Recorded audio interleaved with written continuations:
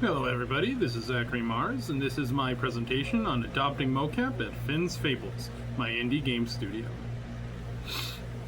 So we're going to cover a few different topics today, starting with number one, MoCap. We'll give a brief history of the technology, what it does, how it helps us, why it's a good technology to put to use at our game company. Number two, we'll talk about Fables. We'll talk about our indie game studio, the team that makes up Fables, what we currently do to animate game characters, and how we could incorporate MoCap, how MoCap fits in with our culture of Fables. Section 3, we'll go on about paradoxes and traps. Here we'll talk about various paradox and traps that are identified by Wharton and Christensen. And 4, we'll do the Kotter Approach. The Kotter Approach is a subject we've all been studying. Basically, Kotter outlines 8 different steps for maintaining a business and overcoming obstacles, overcoming these paradoxes and traps, and implementing a technology. And finally, Section 5, we'll talk about our goals and our timeline. How we're going to implement it, our budget, things like that. The practical side of implementing the Kotter Approach.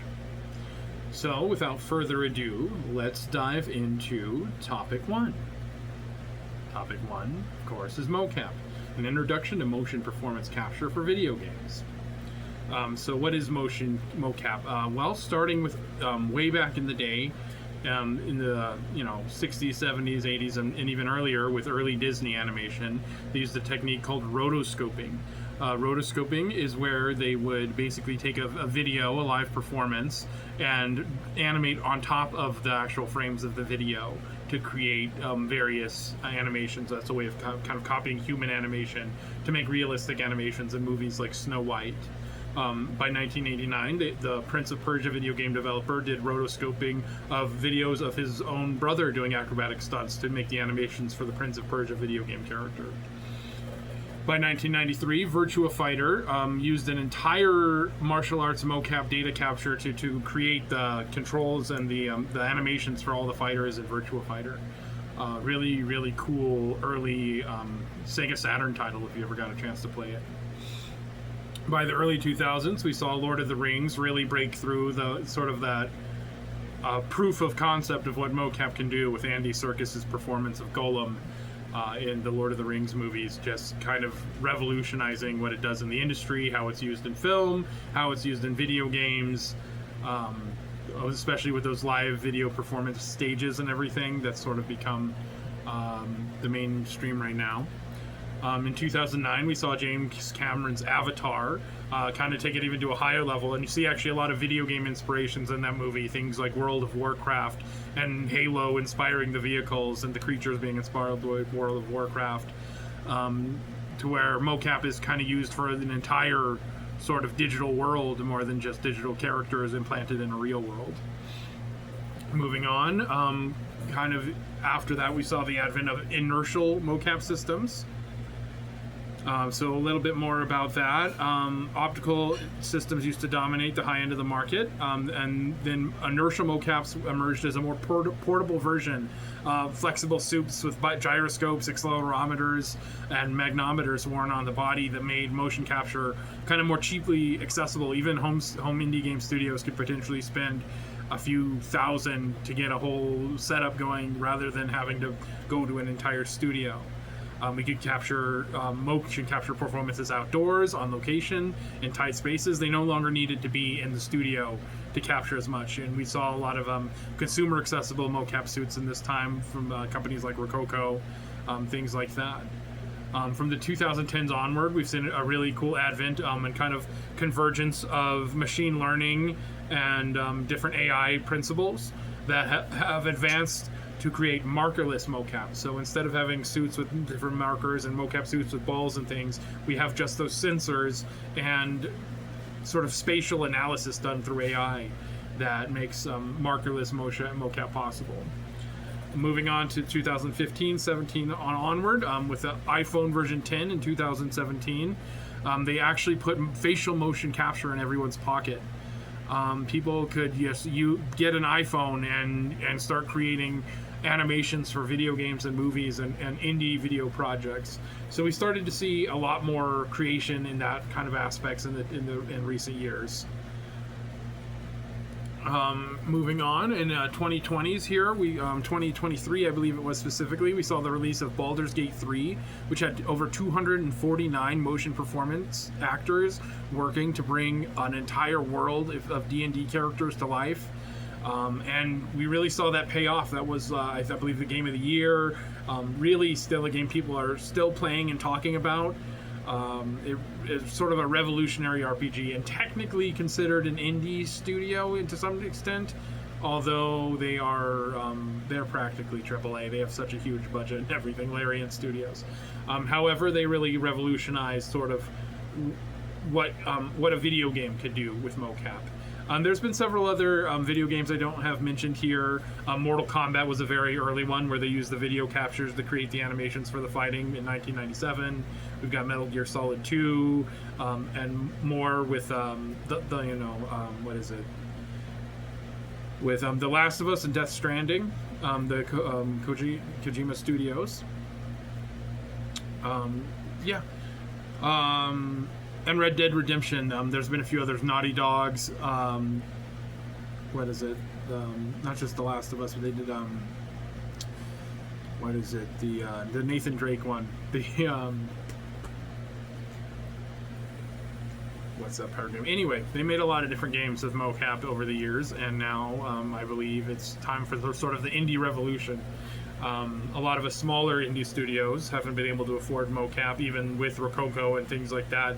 Buying enough suits and setups to kind of make an interactive scene is still not prohibitively expensive, but expensive.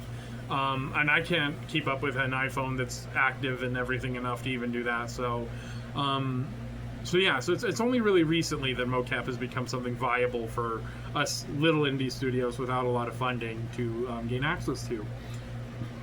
So that's a little bit about the history of motion performance capture. They do it for facial, they do it for whole body, they do it for both. Baldur's Gate 3 did both, I believe, and ideally a good video game to make these intricate, high-fidelity cutscenes or even a stylized cutscene could be done very well with live performance capture. And what's neat about it is the data can also be enhanced. If an animation or something doesn't quite pop in a stylized form or in a cartoony way, you could still take this data and kind of exaggerate what's happening with animation. That's a really cool thing. It evolved sort of from rotoscoping way back in the day. Moving on to other things. That other motion capture video game I was thinking of was Uncharted. Uncharted with Nathan Drake. Yeah, they had the movie with Tom Holland and everything. But yeah, the video games, they used motion performance capture to get a lot of the scenes.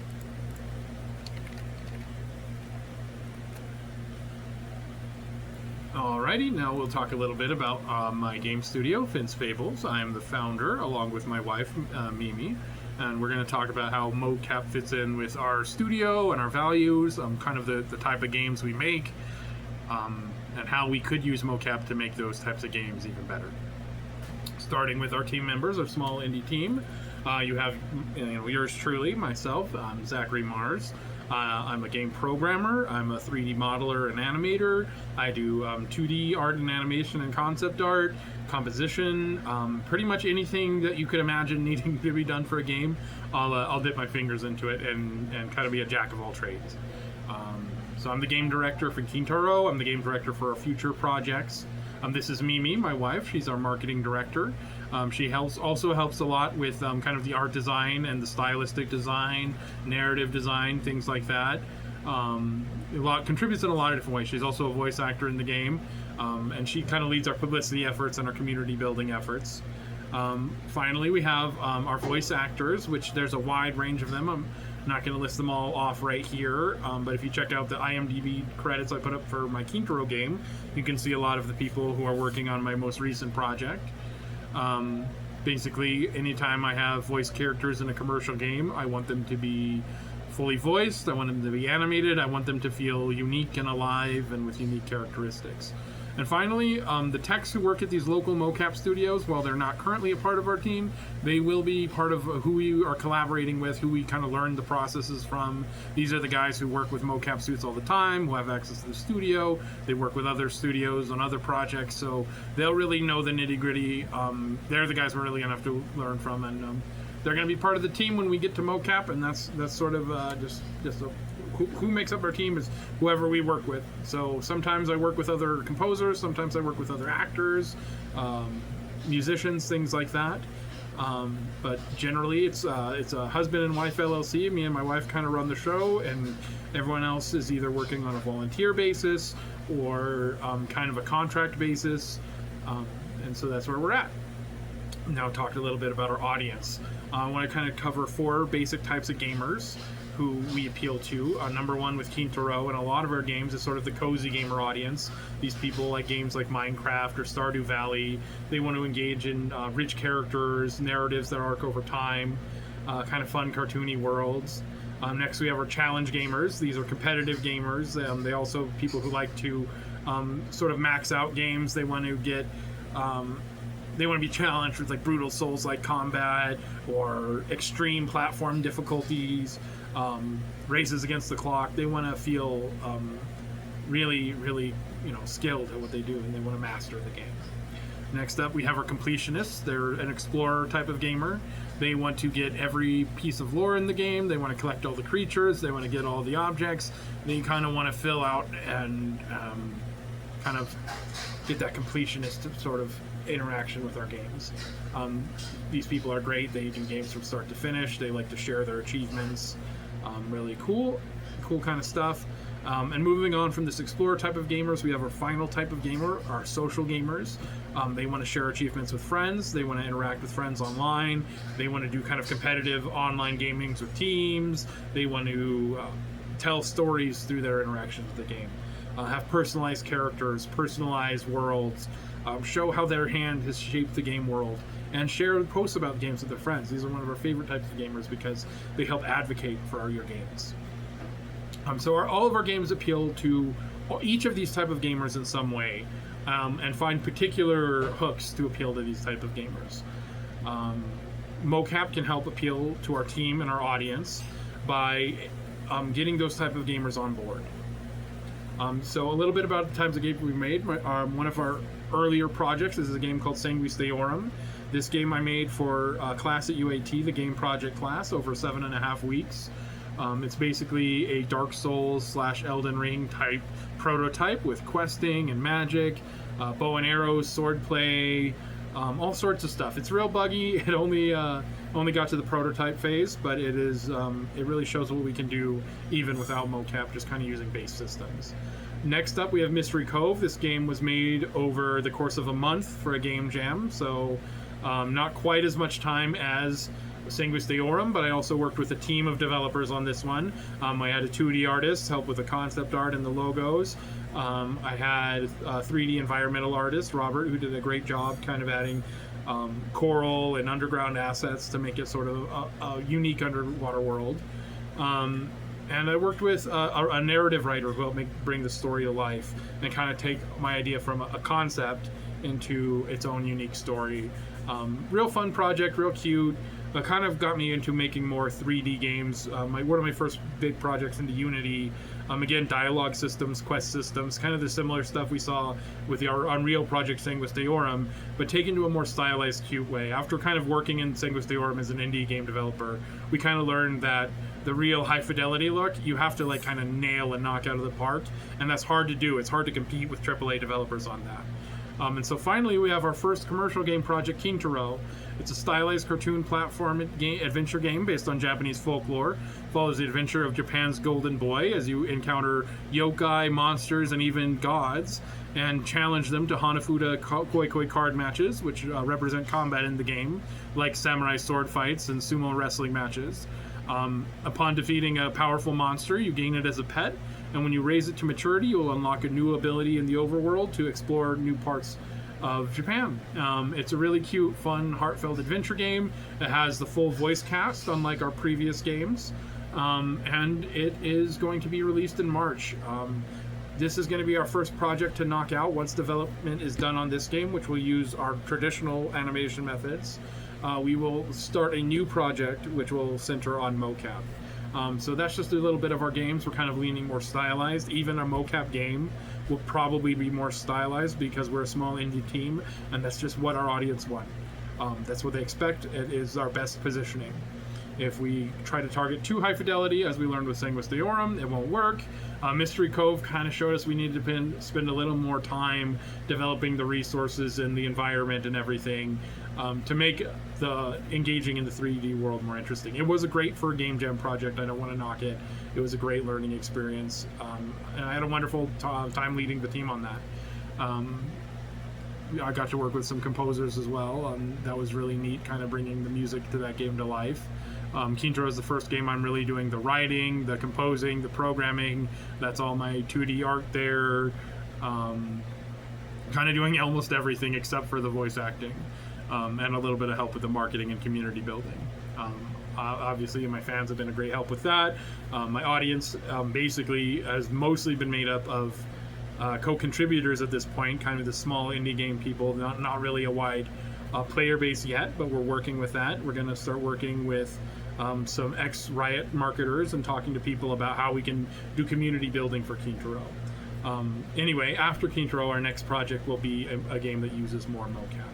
So our current situation, we're using, in Kintaro, we're animating games without MoCap.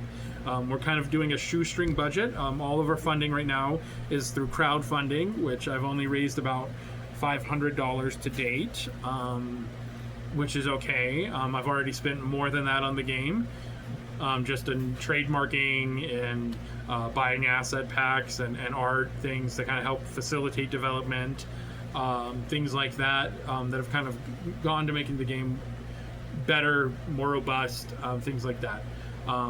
So right now we're not in a great position to use MoCap, and again we're trying to get past Kintaro first. And a big way we're going to be able to do that is using sort of the profits from Kintaro and whatever successes and lessons we learned from Kintaro and applying them to our next kind of even more high-end animated project that uses and takes advantage of MoCap.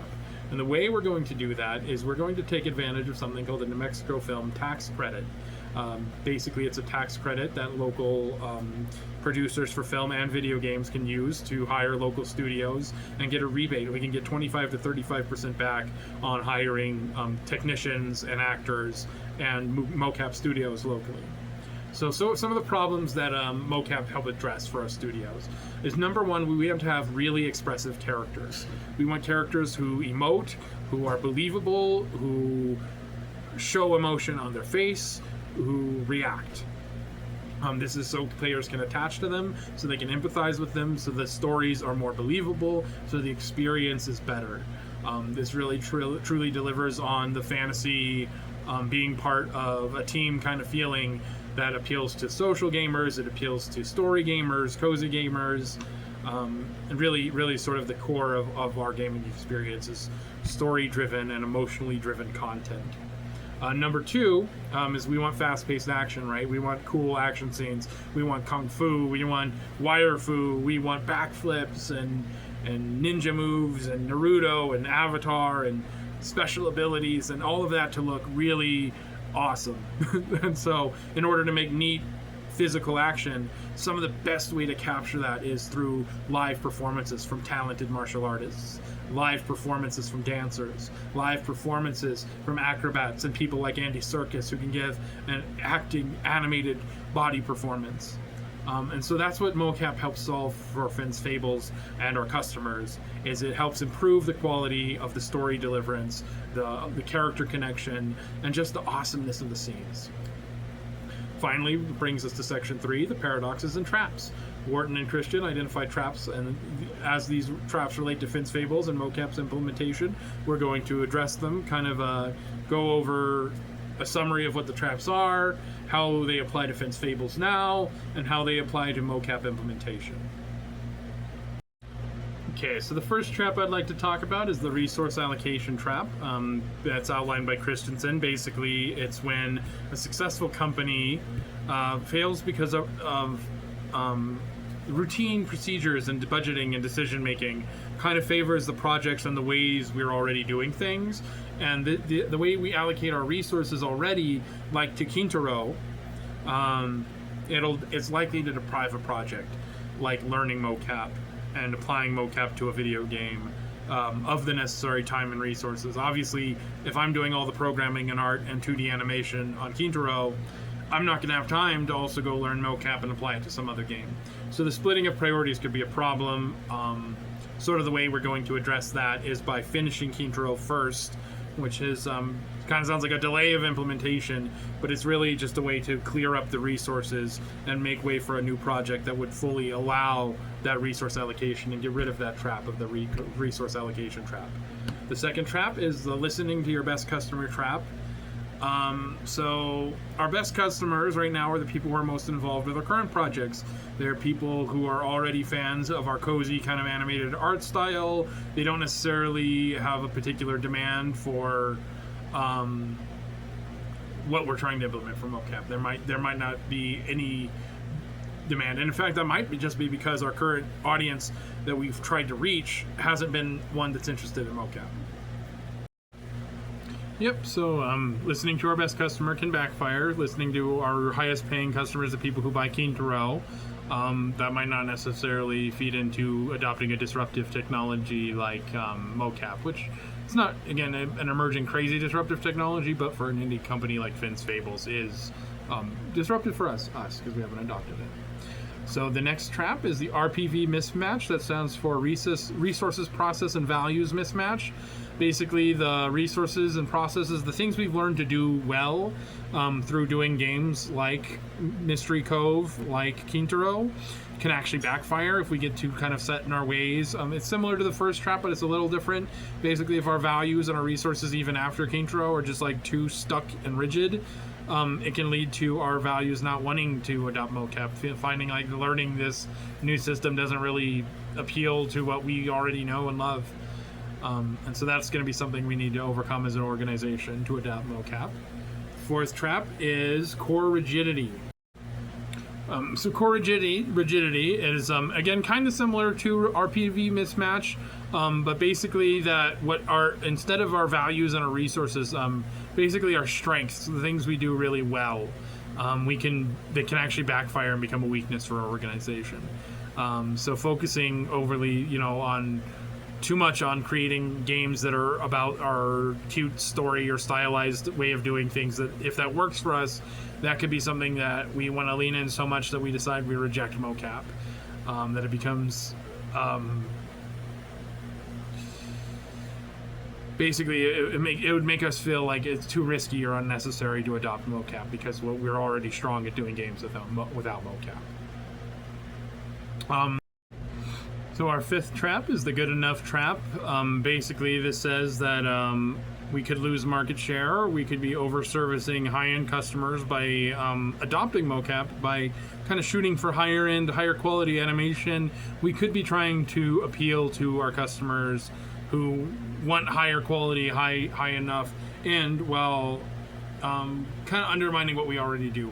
So basically, our strategy, what we've learned from Sanguis Deorum and what we've learned to apply to Kintaro, to use kind of like cutier, cartoonier, simpler animated content, that market that we're shooting for and what we're appealing for is sort of taking advantage of the good enough trap in the market, that we're now able to make good enough quality games and animations that we don't necessarily need to appeal to high-end animation games like Baldur's Gate. So the good enough trap means that if we overly commit and overshoot our market and try to keep getting the best high-end animation, the best possible movements, we may actually be appealing to a more of a niche market than we really need to.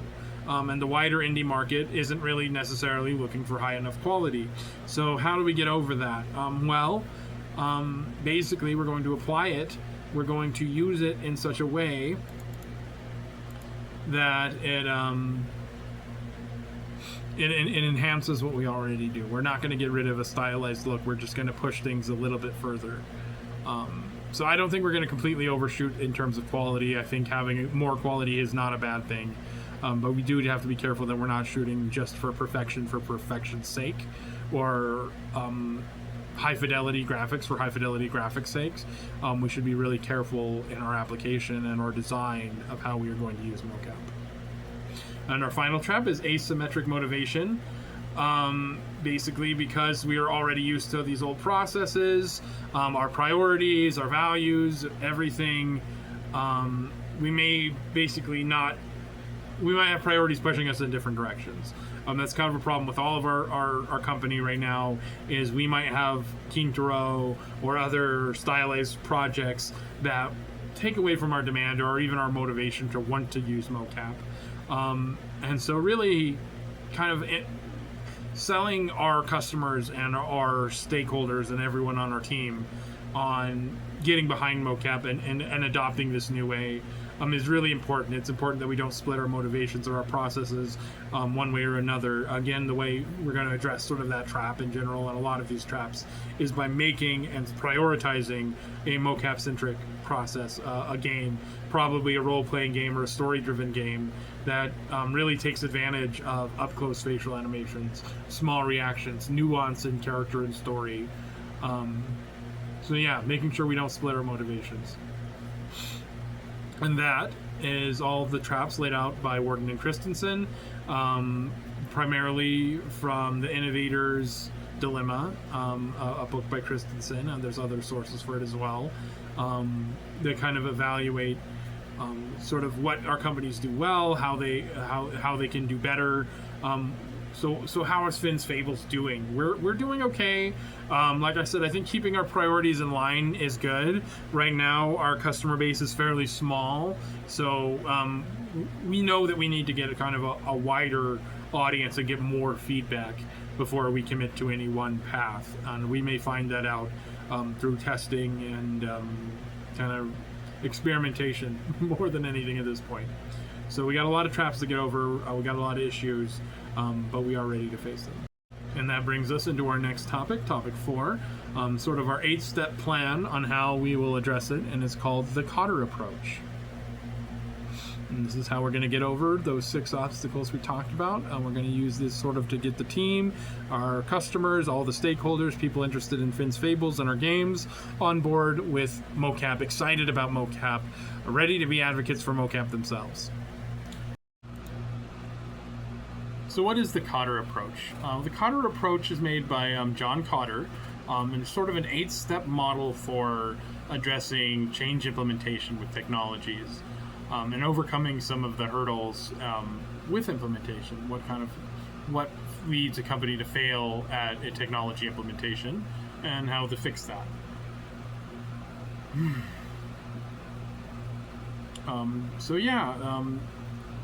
Basically things like not seeing visible change, not having tangible, trackable results. Things like that can really discourage the implementation of a technology and even lead it to be abandoned entirely. So that's why it's important to use the Kotter method. So the first step is creating organizational urgency. First, we identify the needs for change and we communicate that need to change holders. We have to identify any opportunities that we can exploit. We need to communicate with people on our team, our stakeholders, and give them compelling reasons to talk about MoCap. Why is it exciting? Why is it a really cool thing? How can it push things over the top? I think games like Baldur's Gate 3 are a great example, and kind of just showing that the technology is ready for the indie scale, that we could use it, and even, especially with this New Mexico tax credit, take advantage of it. We can do it for fairly cheap and affordable in a low-risk way that really pushes our animations and our performances to the next level. The next step in the Kotter Approach is to create a guiding coalition, which will be made up of key stakeholders who to make up the team to lead the change. So getting people like Mimi, my wife, on board with MoCap adaptation and getting people excited about it. Talking to our current actors and potential future actors about how to get MoCap implemented in our studio, and finding even like a MoCap advisor, somebody who could kind of work intimately with our team to push for this MoCap integration and kind of help us guide along the way. So that's step 2, is kind of create a coalition, a team of people who are dedicated to implementing the change. These team leaders can make sure that the change happens. They can help set goals. They can help be the advocates and be the other people, the hype people who, besides myself, help get everybody excited, get our fans excited, get our team leaders excited, get anybody working on it, our actors excited to go work in the MoCap studio, things like that. That's all part of creating a guiding coalition. Step 3 is developing a vision and a strategy, a clear, compelling mission, and the initiatives we need to achieve it. Basically, we need to determine the main value of MoCap. What's the main thing that it brings us? And sort of those 2 problems I talked about will be part of that vision. Is epic, exciting action sequences. Things like the battles in Kintaro could be potentially enhanced by having martial arts performers do a performance capture that we use to translate the data versus something that we would create from our imaginations.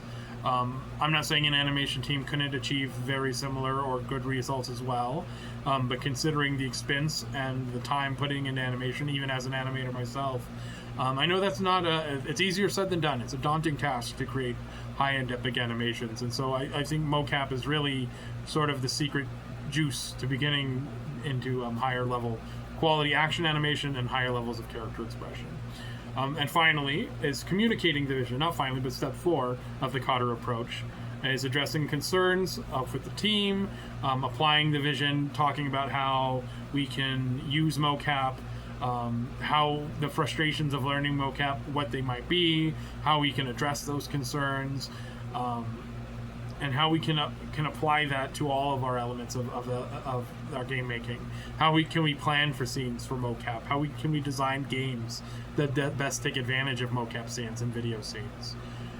Games like Dispatch that took advantage of QuickTime things. They didn't use MoCap animation, but we could make similar things with MoCap animation. And so basically everything that we need the vision to be understandable, to be communicable, and to apply it to our works. That's the 4th step, is working on that. Getting everybody on the team on board, getting everybody behind it and excited, everybody's concerns and frustrations addressed, jumping into the thing so that we're ready to hit the ground running with MoCap implementation, with motion performance capture, with creating better action sequences, better expression. And how to communicate that value to other team members. So that's step 4 of the Kotter approach, communicating vision.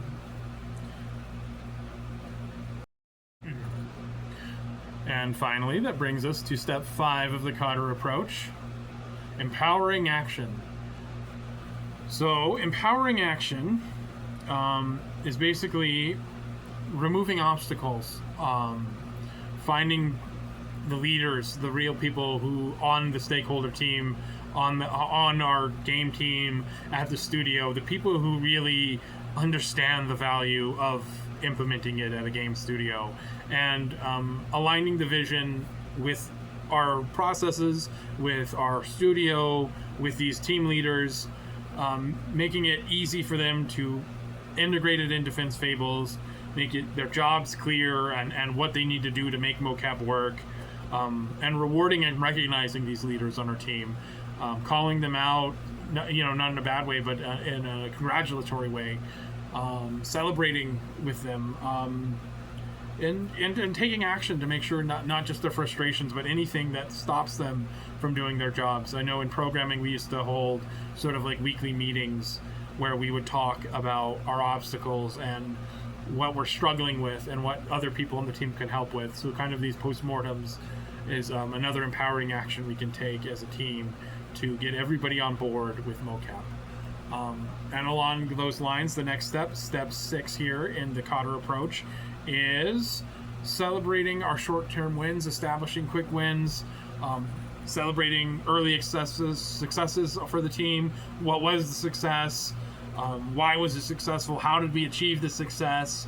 What did we learn from it? Even some of the things like what we struggled with, but really celebrating things, not unambiguous things, but like things we're sure about. You know what I mean?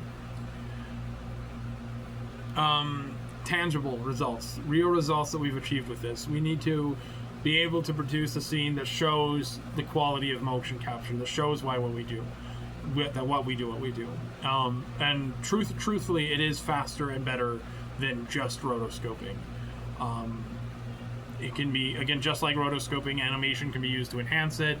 And so really finding a way to get the team to quickly produce a cool scene that we can all watch together, that we can show and go, hey, look how the studio got these great performances, and look at how the performers got these great actions, and look at how these great actions were translated by our programmers, by our tech team, into making this cool animation with these cool models and bringing them to life in the game engine or in Blender or whatever we do it with. So celebrating those wins of the team, calling out the leaders, celebrating their successes, tangible results, showing them, improving them. That's how step 6 works. That's how we're going to get MoCap implemented. Which brings us on to step 7. This is how we sustain the momentum. We leverage wins that affect change. Okay, so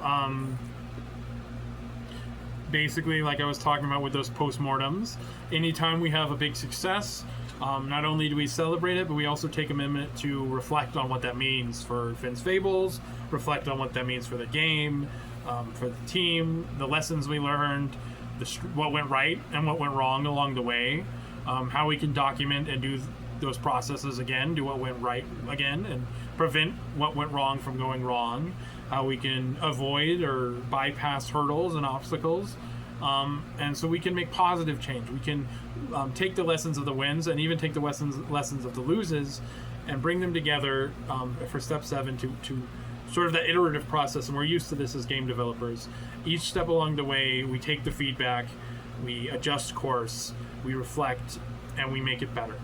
So that each new version of the game, each new version of what we're doing, each new version of the process is an improved version, is the next version. And finally, the last step of getting it fully integrated, of getting MoCap integrated, or getting any technological process integrated, is embedded within the culture, anchoring the change into the culture. So we talk about the progress, we talk about the stories of everything that went right, the stories of what other people's reaction and engagement are, getting those team leaders to kind of remind the new actors and the new team members why we adopted MoCap, and publicly recognizing the leaders who made it possible, who kind of made everything. That recognition is a key part of it, that iteration and the responsiveness is a key part of it.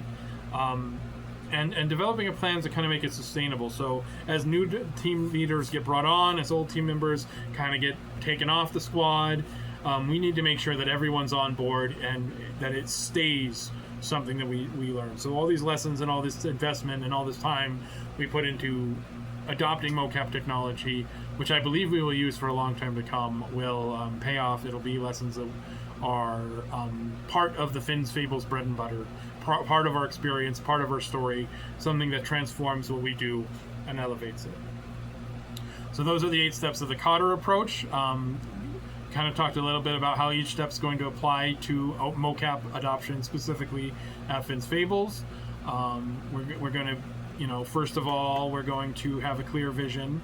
We're going to create sort of that drive, and then we're going to get the team on board. Which finally brings us to the last section of our report, our goals and our timeline, outcomes, defining success, our budget, everything that we want out of MoCap and that we hope to get out of MoCap. And the specifics. I didn't touch too much about budgets in the slides, but just a little bit about the budget goal is that we want to do this as cheaply as possible. We want to work with local studios. We want to find affordable rates. We are not working with a lot of funding. Sort of our hopes and dreams are resting on Kintaro actually selling and being a profitable venture. And so that's what's going to kind of bring us up to speed with our goals and our budget, is sort of hoping crowdfunding and getting support from fans and people in our community, but also building that fan base and that success off of Kintaro to fuel our budget. So most of our budget's going to come from crowdfunding. It's going to only be few thousands to tens of thousands max. We're not going to be looking at hundreds of thousands of dollars of budget. We're simply not. That's not something we can afford up front as a studio. So that's important, our budget. And moving on to our slides, the two main goals, sort of the main things that are the problems that MoCap's address for us. Number one, enhanced expression, facial expressions, character emotions, even hand actions, things that allow a character to be relatable, and then the impactful action sequences. Fast-paced gunfights, kung fu fights, boxing matches, arguments even, things that bring excitement and energy to a scene, that tell a story through action.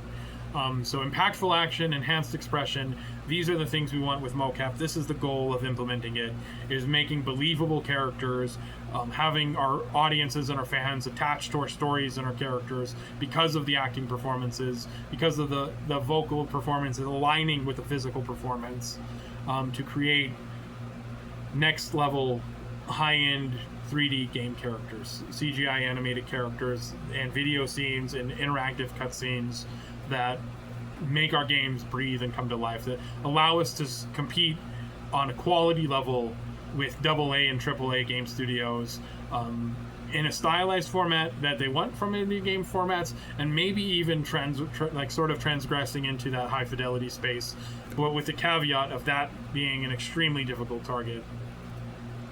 So what's the implementation timeline? How are we going to get things going? Well, the first thing is planning a MoCap project, sort of beginning the pre-production and design phases, designing a game around MoCap, how we can use it in the game engine, sort of reaching out, this pre-reach out phase, to local MoCap game studios and video production studios, and talking to them about what sort of their thoughts on a MoCap game project. That'll be sort of next year, probably as early as March or April, after Kintro is fully done with post-production and ready for release. After the game is planned and out of the design phase, we're going to be moving forward into filing for that New Mexico tax credit. So just a little bit about that. The base rate is 25%. We could get an extra 10% for work, services, or items that are provided on location in New Mexico that are at least within 60 miles of Albuquerque City Hall or Santa Fe City Hall. So basically, local game studios located here in our hometown of Albuquerque, we could get that up to 35%, and possibly upwards of even 45%, depending on the use of the criteria and if it meets certain requirements of that bill. It has a max credit of $5 million. Again, we cannot afford nearly that much up front. I unfortunately don't anticipate earning that much off Kintoro. Fingers crossed, hopefully we do. But if we don't, we're not expecting to spend that much anyway. But basically 25 to 40% we can expect, probably reasonably more like 30-35% we could get back as a credit for any of our games. Next, we will have to book a MoCap recording session. We'll actually have to get some actors together, get martial artists, acrobats, performers, live actors, write a few scenes for the game, make some cut scenes, make an interactive scene, make something for the game. That's that demonstratable, tangible result. Make our first scene, at least get our first performance capture done. Ideally get some behind the scene footage so we can show it off later, kind of tell our story and get people on board with the story and the culture of doing MoCap and everything. And then once we have all the data from that, we'll move on to creating a full MoCap scene. This would probably be looking into completion in the fall of next year, 2027, where we take all that scene data we did recording for and we assign it to 3D models and characters. We create a 3D environment, we create all the visual effects, and we make a whole scene. My initial idea is for something like a sci-fi project that would take advantage of like space scenes and floating and wires and just sort of the cool things we can do with CGI in a game. I'd also kind of make it somewhat comic, but we'll get into that later. But the main thing is having the MoCap game project, getting the tax credit, getting in the studio, getting the data from the studio to make a full scene, and finally, after we get used to the processes, we will get into full recording. We'll make all the scenes for the game. We'll make all of the interactive scenes for the game that we need motion caption for. And we'll release a full game that uses MoCap. Again, it'll probably be primarily story-driven, character-driven, take advantage of minutia and small details in the facial performance, to get emotional empathy, take advantage of hype, fast-paced action scenes, to get a sense of really cool motions and human motions that are hard to capture in rotoscoping, that are hard to capture in real life, and take advantage of it. We'll be able to take advantage of things like markerless MoCap and AI that make MoCap more affordable, that make the suits more portable, that make the capturing process more easy, and working with a local studio easier. So that's my presentation on adopting MoCap technology at Fables. This is not just a theoretical presentation, but something I hope to get moving, so to speak, in the next year. I hope you'll all join me and follow along in my MoCap adoption journey. Thank you so much for watching my presentation. I hope you learned a little bit about my company and our games. I hope you learned a little bit about motion capture and its benefits for games, and how you might go about implementing this technology using the Kotter Approach. I didn't really touch on sort of some of the earlier topics like S-curves, adoption curves, the Gartner hype cycle. In terms of those, I will just say it's towards the end on all of them. It's a mature market. Everything is widely used in the industry, especially by AAA game studios. It's mostly us little guys who are starting to adopt it now.